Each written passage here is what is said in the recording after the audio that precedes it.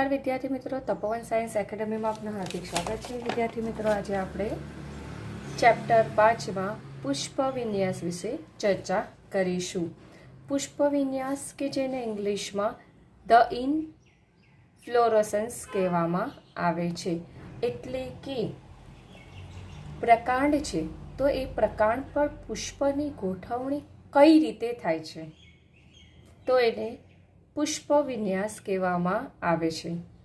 વિદ્યાર્થી મિત્રો, તમને કાયમ જ કહું છું, ફરીવાર એકવાર કહું છું કે વિન્યાસ શબ્દ જ્યાં આવે કે જેનો અર્થ થાય છે ગોઠવણી, તો અહીંયા એની આગળ શું આપેલું છે?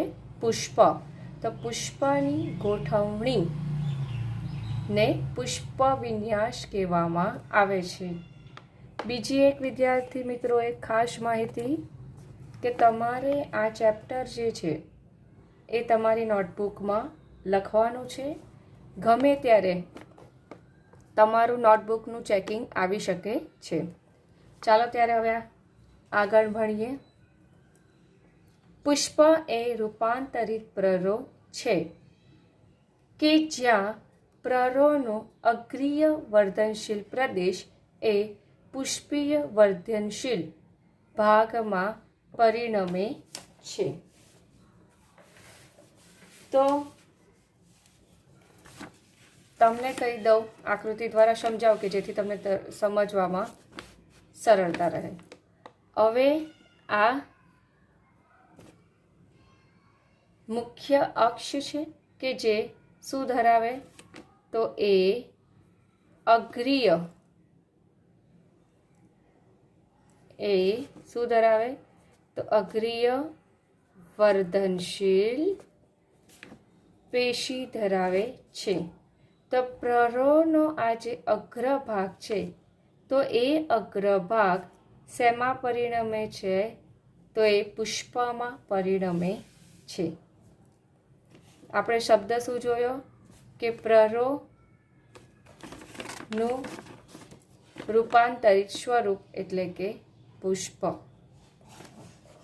તો પુષ્પ એક્ઝેક્ટલી શું છે તો પ્રરોનું રૂપાંતરિત સ્વરૂપ કે જેને પુષ્પ કહેવામાં આવે છે, એટલે કે પ્રકાંડની આ ટોચનો ભાગ કે જેમાં રૂપાંતર થાય છે. હવે રૂપાંતર કોની મદદથી થશે તો અગ્રીય વર્ધનશીલ પેશી.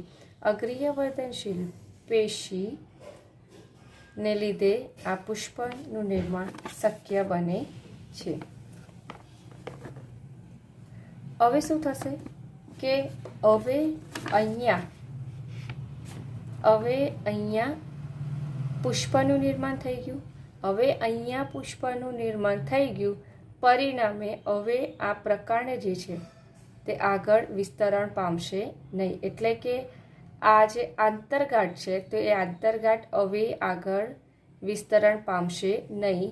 એ અહીંયા જ જેમ પુષ્પ અહીંયા નિર્માણ પામે કે એની આંતરગાંઠની વૃદ્ધિ અહીંયા જ સ્ટોપ થઈ જાય છે. તો અહીંયા લખેલું છે કે આંતરગાંઠ વિસ્તરણ પામતી નથી અને અક્ષ સંકુચિત બને છે.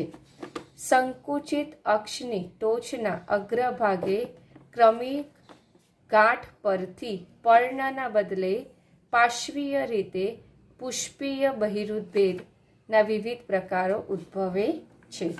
એટલે ધારો કે આ પ્રરો પર જોવા મળતી ગાંઠ છે, તો હવે આ ગાંઠમાંથી શું થશે કે પર્ણનું નિર્માણ થતું નથી.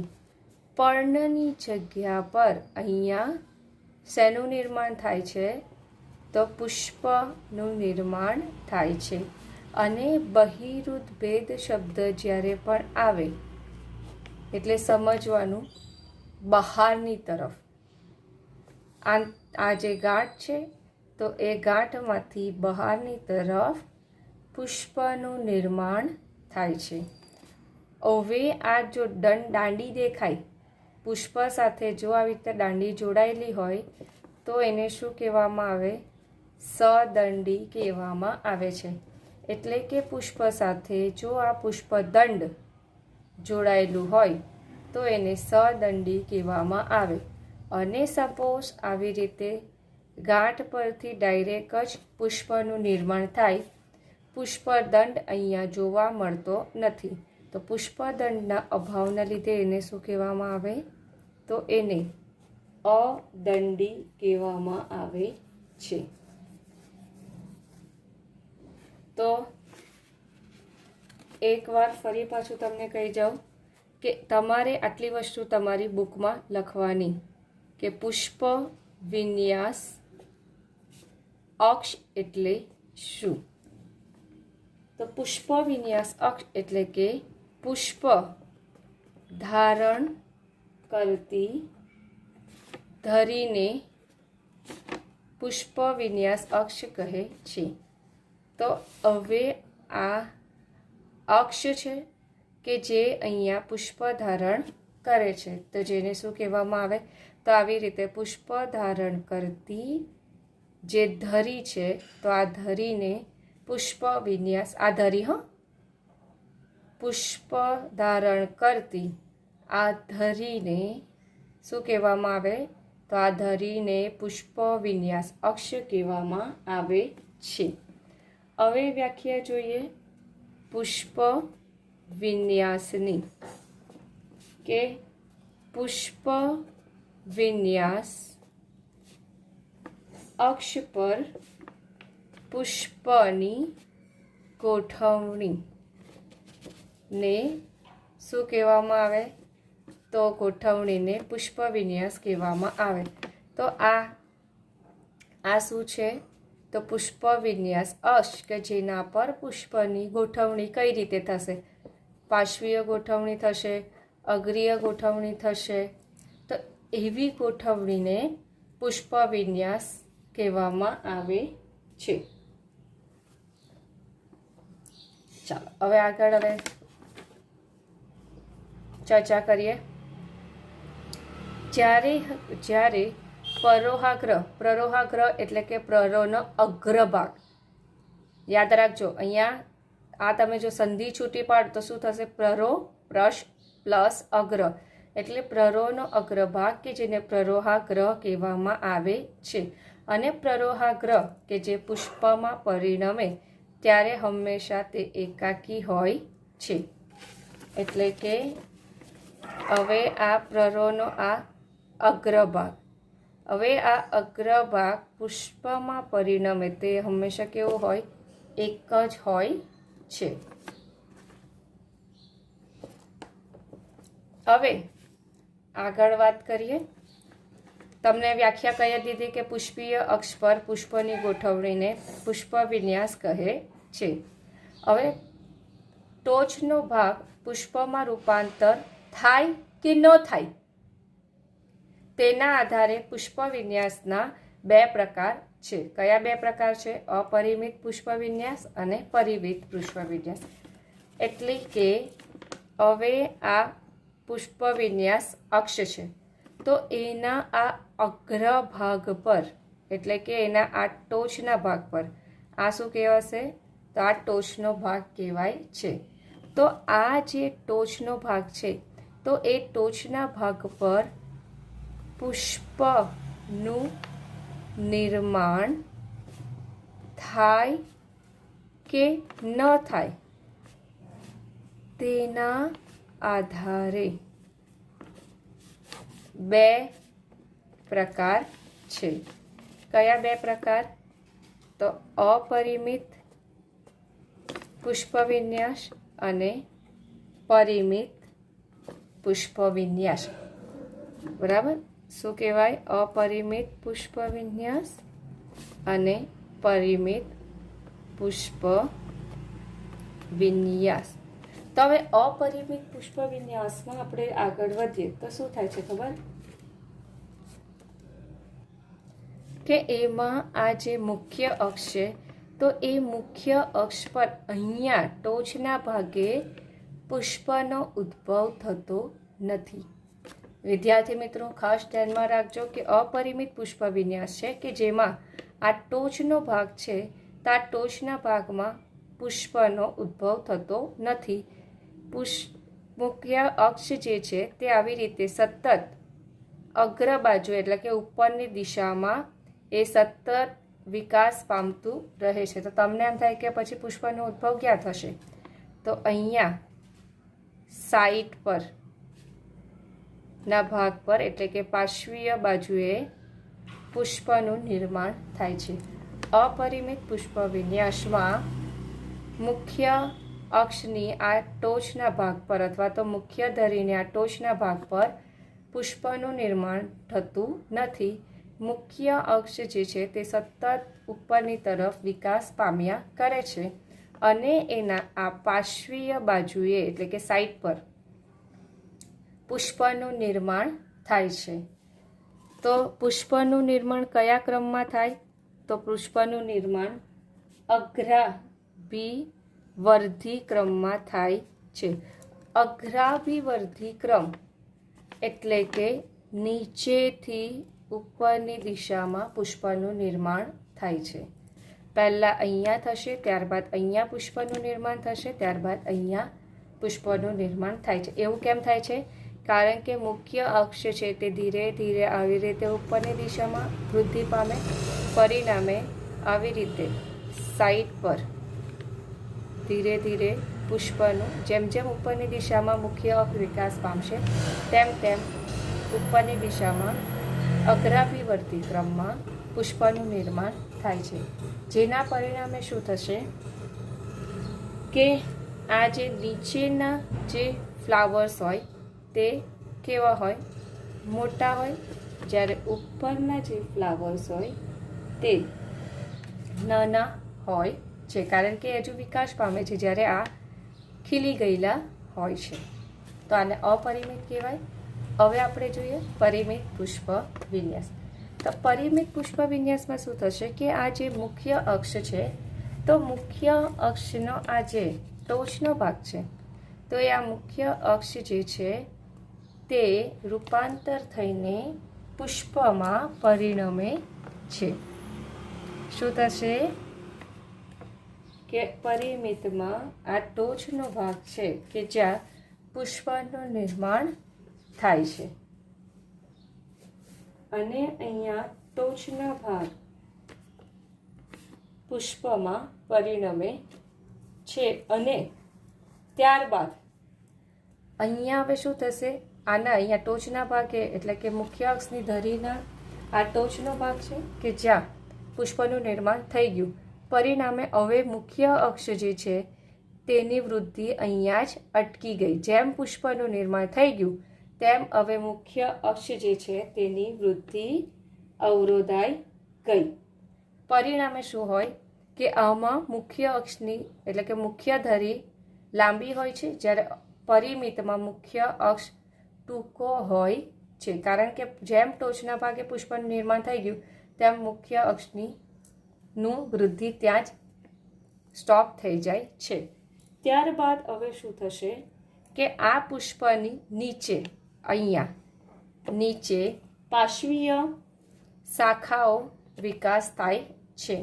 આમાં પણ સેમ એવું થશે કે અહીંયા આ શાખાના ટોચના ભાગ પર જેમ પુષ્પનું નિર્માણ થઈ જાય તો આ શાખાની વૃદ્ધિ અહીંયા સ્ટોપ થઈ જાય છે. અહીંયા પણ એવું જ એના નીચેની બાજુ પર નવા પુષ્પનું નિર્માણ થાય છે. તો તમે આ આકૃતિ દ્વારા સરળતાથી સમજી ગયા કે અપરિમિત પુષ્પ વિન્યાસ અને પરિમિત પુષ્પ વિન્યાસ એટલે શું કહેવાય. તો આવા પ્રકારની જે પુષ્પનું નિર્માણ થાય તેને શું કહેવાય? તલાભિસારી ક્રમ કહેવામાં આવે છે. તલાભિસારી ક્રમ એટલે શું કહેવાશે કે આ પુષ્પની નીચે પાર્શ્વીય શાખાઓ વિકાસ પામે છે અને આ પાર્શ્વીય શાખાઓની જે ટોચનો ભાગ છે કે જ્યાં પુષ્પનું નિર્માણ થાય છે તો આને તલાભિસારી ક્રમ કહેવાય છે. અગ્રાભિવર્તી ક્રમ એટલે શું કહેવાય કે ઉપરની દિશામાં નીચેથી ઉપરની તરફ પુષ્પનું નિર્માણ થાય. બરાબર? કારણ કે અહીંયા ટોચના ભાગે પુષ્પનું નિર્માણ થતું નથી એટલે અહીંયા વૃદ્ધિ અવરોધાતી નથી. જ્યારે અહીંયા ટોચના ભાગે પુષ્પનું નિર્માણ થઈ ગયું પરિણામે અહીંયા વૃદ્ધિ મુખ્ય અક્ષની અવરોધાય. પરિણામે પછી પુષ્પનું નિર્માણ ક્યાં થશે? તો નીચેની પાર્શ્વીય શાખાઓ વિકાસ પામે અને ત્યાં પુષ્પનું નિર્માણ થાય છે. હવે તમારા ચોપડીમાં આપેલું છે એ પ્રમાણે જોઈ લઈએ. અપરિમિત પુષ્પ વિન્યાસ એટલે કે અપરિમિત પુષ્પ વિન્યાસમાં મુખ્ય અક્ષ સતત વિકાસ પામતી રહે છે અને અનુક્રમિત અગ્રાભિવર્ધી ક્રમમાં પાર્શ્વીય રીતે પુષ્પ ઉદ્ભવે છે. તો વિદ્યાર્થી મિત્રો, અહીંયા તમને જો આકૃતિ આપેલી છે કે આ મુખ્ય અક્ષ જે છે સતત આવી રીતે ઉપરની દિશામાં વિકાસ પામે છે અને સાઈડ પર આવી રીતે બાજુમાં પુષ્પનું નિર્માણ થાય છે. હવે આપણે જોઈએ પરિમિત પુષ્પ વિન્યાસ. પરિમિત પુષ્પ વિન્યાસ એટલે કે પરિમિત પુષ્પ પ્રકારના પુષ્પ વિન્યાસમાં મુખ્ય અક્ષ પુષ્પમાં સમાપ્ત થાય છે. તો અહીંયા જો આકૃતિમાં મુખ્ય અક્ષ પર પુષ્પનું નિર્માણ થઈ ગયું એટલે તેની વૃદ્ધિ મર્યાદિત થઈ ગઈ અને ત્યારબાદ નીચે પાર્શ્વીય શાખાઓ વિકાસ પામે છે અને ત્યાં પુષ્પનું નિર્માણ થાય છે. તો આવા ક્રમને તલાભિસારી ક્રમ કહેવામાં આવે છે. અહીંયા પણ મુખ્ય અક્ષની ટોચના ભાગે પુષ્પનું નિર્માણ થઈ ગયું, પછી પાર્શ્વીય શાખાઓમાં પુષ્પનું નિર્માણ થાય છે. હવે વિદ્યાર્થી મિત્રો, હવે તમને જે આ સમજાવું છું અપરિમિત પુષ્પ વિન્યાસના પ્રકાર અને પરિમિત પુષ્પ વિન્યાસના પ્રકાર કે જે તમારા ચોપડીમાં આપેલા નથી પણ એ તમારી માટે એક્સ્ટ્રા માહિતી છે. હવે પુષ્પ વિન્યાસ બે પ્રકારના, અપરિમિત પુષ્પ વિન્યાસ અને પરિમિત પુષ્પ વિન્યાસ. તો અપરિમિત પુષ્પ વિન્યાસ તેના ટોટલ 6 પ્રકાર જોવા મળે છે. કલગી પુષ્પ વિન્યાસ, સૂકી અપરિમિત પુષ્પ વિન્યાસ, માસલ સૂકી, નિલંબ સૂકી, છત્રક અને સ્તબક. તો આ અપરિમિત પુષ્પ વિન્યાસના પ્રકારો છે. તો આપણે સ્ટેપ બાય સ્ટેપ સમજીએ. કલગી પુષ્પ વિન્યાસ એમાં જોવા મળે તો રાય અને કલતોરામાં જોવા મળે છે. તો કલગી પુષ્પ વિન્યાસ એટલે શું? કલગી પુષ્પ વિન્યાસ એટલે કે આ જે પુષ્પ વિન્યાસ અક્ષ છે, પુષ્પ વિન્યાસ અક્ષ કહો કે મુખ્ય અક્ષ કહો, બંને સેમ. કન્ફ્યુઝ ન થતા વિદ્યાર્થી મિત્રો, તમે પુષ્પ વિન્યાસ અક્ષ કહો કે મુખ્ય અક્ષ કહો, બંને સેમ.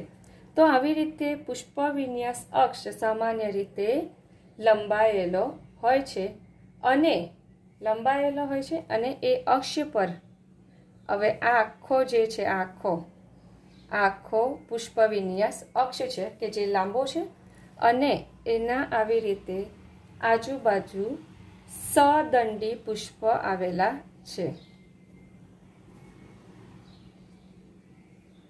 પુષ્પ વિન્યાસ દંડ અક્ષ સામાન્ય રીતે લંબાયેલો હોય છે અને એ અક્ષ પર પુષ્પો આવેલા હોય છે કે જેને કલગી પુષ્પ વિન્યાસ કહેવાય છે.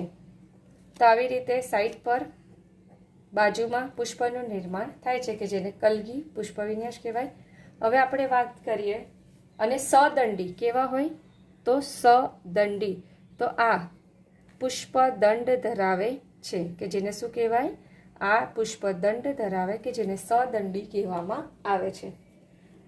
હવે આપણે વાત કરીએ સૂકી એટલે શું કહેવાશે કે એમાં પણ પુષ્પ વિન્યાસ જે અક્ષ છે તે લંબાયેલો જ હોય છે, પરંતુ આમાં જે પુષ્પ કેવા હશે તો આમાં પુષ્પ અદંડી હોય છે. અદંડી એટલે કે પુષ્પદંડ જોવા નથી મળતું. આવી રીતે પુષ્પનું નિર્માણ થાય છે. તો એને શું કહેવાય? પુષ્પ કેવા હોય તો અદંડી હોય છે. તો આવા પ્રકારનું જે પુષ્પ વિન્યાસ છે જેને સૂકી પુષ્પ વિન્યાસ કહેવામાં આવે છે. હવે આપણે જોઈએ માસલ સૂકી. માસલ સૂકીમાં કેવું હોય કે આ જે પુષ્પ વિન્યાસ અક્ષ છે તે કેવો હોય? દળદાર, ભરાવદાર. આવી રીતે આ જે પુષ્પ વિન્યાસ અક્ષ છે એટલે કે મુખ્ય અક્ષ જે છે તે આવી રીતે દળદાર અને ભરાવદાર હોય છે. અને એના પર બે પ્રકારના પુષ્પો આજે પુષ્પ વિન્યાસ અક્ષ છે કે જેમાં એ એકલિંગી હોય છે. એકલિંગી એટલે કે નર પુષ્પ અને માદા પુષ્પ એ અલગ અલગ ઉત્પન્ન થાય છે. યાદ રાખજો, આ જે કેવા હોય છે તો નર પુષ્પ અને માદા પુષ્પ અલગ અલગ જોવા મળે છે. નર પુષ્પ જે હોય તે આવી રીતે નર પુષ્પ ઉપરની તરફ વિકાસ પામે છે, જ્યારે માદા પુષ્પ નીચેની તરફ વિકાસ પામે છે. નર પુષ્પ એટલે કે પુકેશર ધરાવતું પુષ્પ ઉપરની તરફ વિકાસ પામે, માદા પુષ્પ એટલે કે સ્ત્રી કેશર ધરાવતું પુષ્પ નીચેની તરફ વિકાસ પામે છે. અને પુષ્પ કેવું હોય છે તો અદંડી હોય છે, એટલે કે પુષ્પદંડ હોતું નથી. આ વસ્તુ યાદ રાખવાનું. માસલ સૂકી એટલે કે પુષ્પ વિન્યાસ અક્ષ કેવો હોય, ભરાવદાર હોય, માસલ હોય અને દળદાર હોય છે. અને એમાં નર પુષ્પ ઉપરની તરફ ગોઠવાયેલા હોય છે અને માદા પુષ્પ નીચેની તરફ ગોઠવાયેલા હોય છે. અને પુષ્પ કેવા હોય તો પુષ્પ અદંડી હોય છે. હવે નીલંબ સૂકી. નીલમ સૂકીમાં શું હોય કે નીલમ સૂકીમાં વાત કરીએ તો એમાં આ જે પુષ્પ વિન્યાસ અક્ષ છે એટલે કે મુખ્ય અક્ષ છે એ નબળો હોય છે. નબળો હોય એટલે કે આવી રીતે ટટ્ટાર રહી શકતો નથી, આવી રીતે ઢળેલો હોય છે, બરાબર.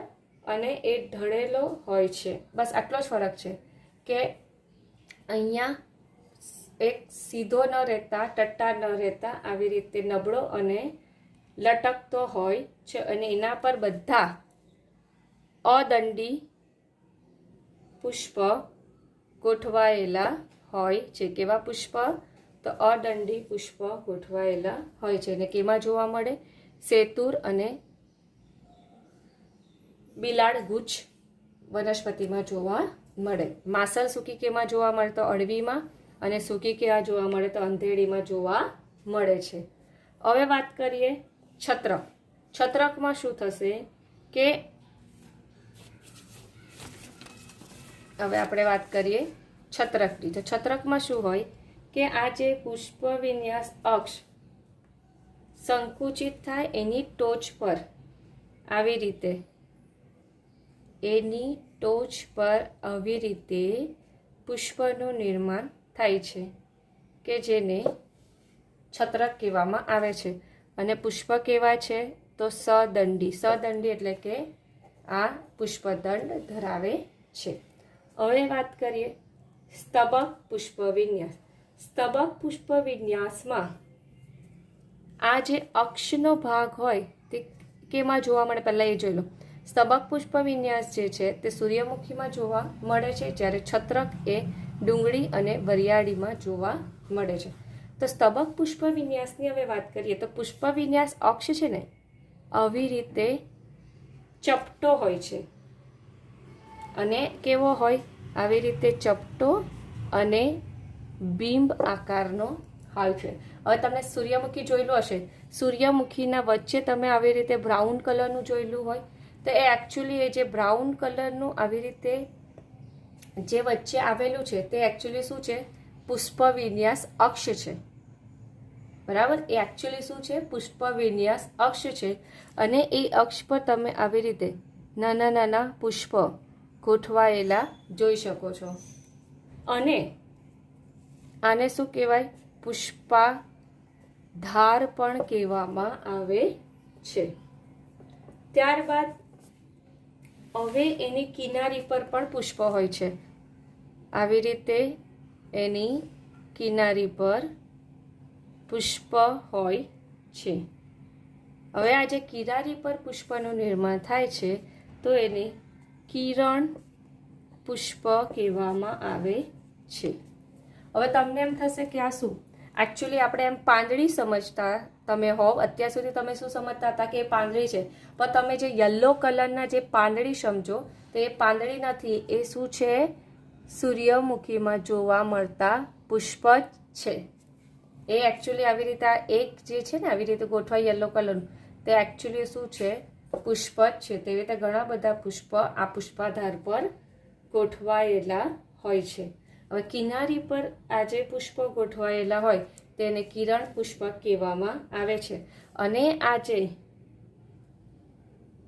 કેન્દ્રમાં આવી રીતે એની ઉપર પુષ્પ વિન્યાસ અક્ષ પર જે પુષ્પ ગોઠવાયેલા છે જેને બિંબ પુષ્પક કહેવામાં આવે છે. વિદ્યાર્થી મિત્રો ફરી પાછું એકવાર સમજાવું છું. સ્તબકમાં શું હોય કે પુષ્પ વિન્યાસ અક્ષ ચપટો અને બિંબ જેવો હોય છે કે જેની ઉપર આવી રીતે નાના નાના પુષ્પ ગોઠવાયેલા હોય છે અને આવા પ્રકારના પુષ્પની ગોઠવણીને બિંબ પુષ્પ કહેવામાં આવે છે. હવે આવી રીતે કિનારી તરફ આવી રીતે યલો કલરની જે તમે પાંદડી સમજતા હતા એ એકચ્યુઅલી પાંદડી નથી, એ શું છે? પુષ્પ જ છે. તો આવી રીતે કિનારી પર પુષ્પ ગોઠવાયેલા હોય જેને કિરણ પુષ્પ કહેવામાં આવે છે. હવે વિદ્યાર્થી મિત્રો આપણે વાત કરીએ પરિમિત પુષ્પ વિન્યાસ. પરિમિત પુષ્પ વિન્યાસ જેના ટોટલ 4 પ્રકાર છે: એકાકી, એકશાખી, દ્વિશાખી અને બહુશાખી. હવે એકાકી પુષ્પ વિન્યાસની વાત કરીએ તો એકાકી પુષ્પ વિન્યાસ જાસૂદમાં જોવા મળે છે. એટલે કે એકાકી પુષ્પ વિન્યાસમાં શું હોય કે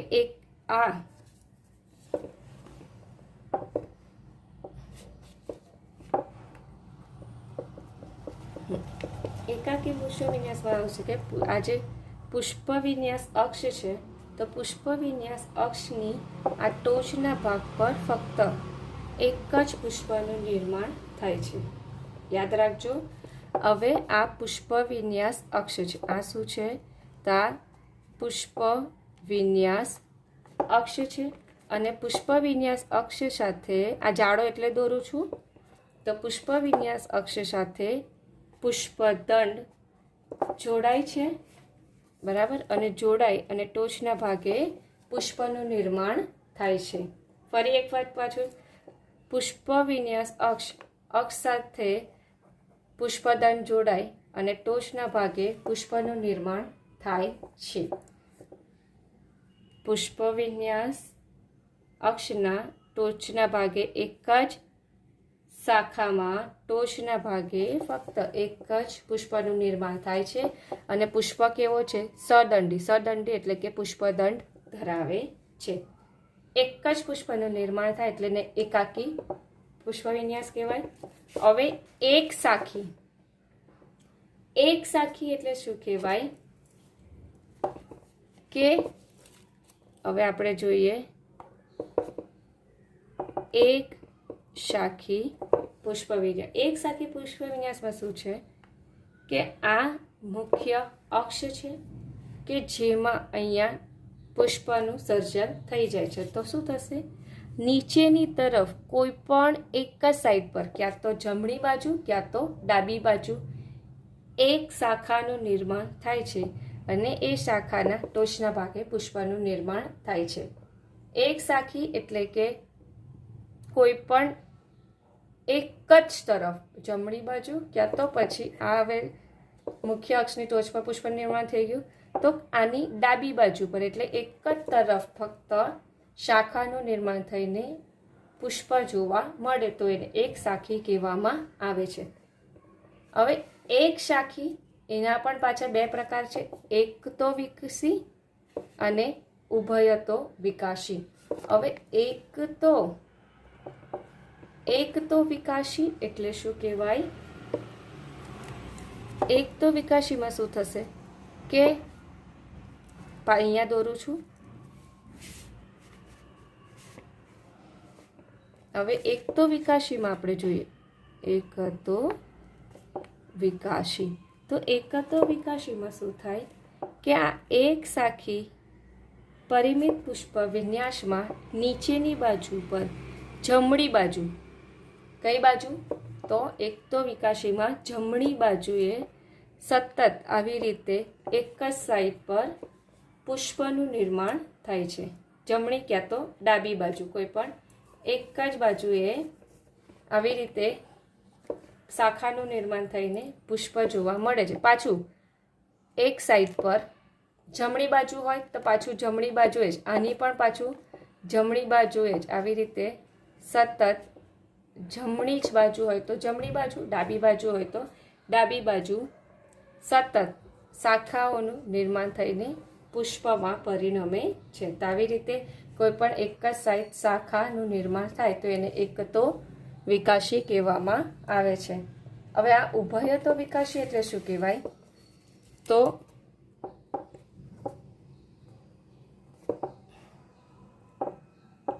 ઉભયતો વિકાસી ઉભયત વિકાસી એટલે શું કહેવાય? આ પ્રકારનો જે પુષ્પ વિન્યાસ છે, તો આ મુખ્ય પુષ્પ વિન્યાસ અક્ષ છે કે જેના ટોચના ભાગે પુષ્પનું નિર્માણ થઈ ગયું, તો શું થશે? ડાબી ક્યાં તો જમણી બાજુ.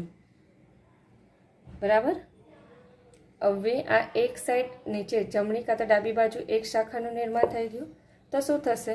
ઓલ્ટરનેટ. હવે તમને કહું ઓલ્ટરનેટ. હવે અહીંયા ડાબી બાજુ, ત્યારબાદ જમણી બાજુ, અહીંયા નીચે દોરો તો વધારે સમજ પડશે તમને. અહીંયા થઈ ગયું નિર્માણ.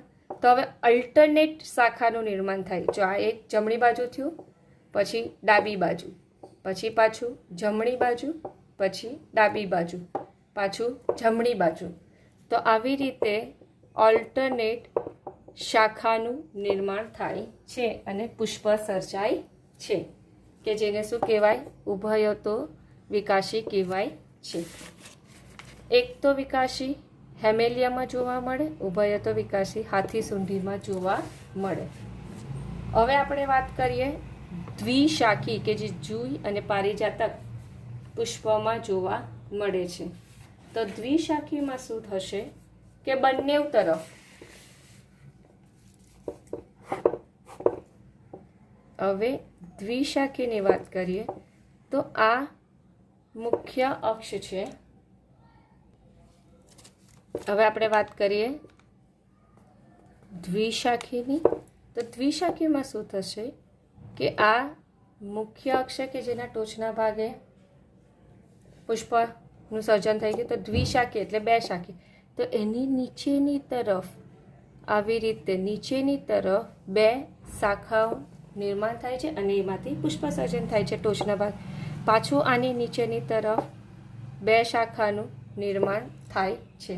આની પણ નીચેની તરફ બે શાખાનું નિર્માણ થાય છે. તો આવા પ્રકારના પુષ્પ વિન્યાસને દ્વિશાખી પુષ્પ વિન્યાસ કહેવામાં આવે છે.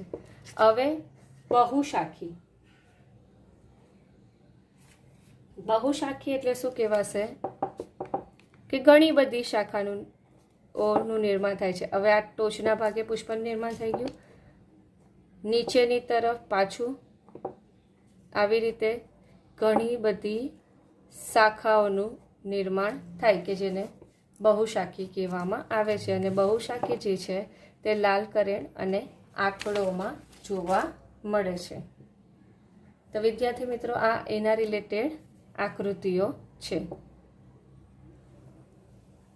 બરાબર. તો હવે તમારે આ આકૃતિઓ જોઈ લેજો. આ ગલતોરો કે જેમાં કલગી, આ જો કલગી બરાબર જોવા મળે છે. તો વિદ્યાર્થી મિત્રો, આપણો અહીંયા પુષ્પ વિન્યાસનો ટોપિક પૂરો થાય છે.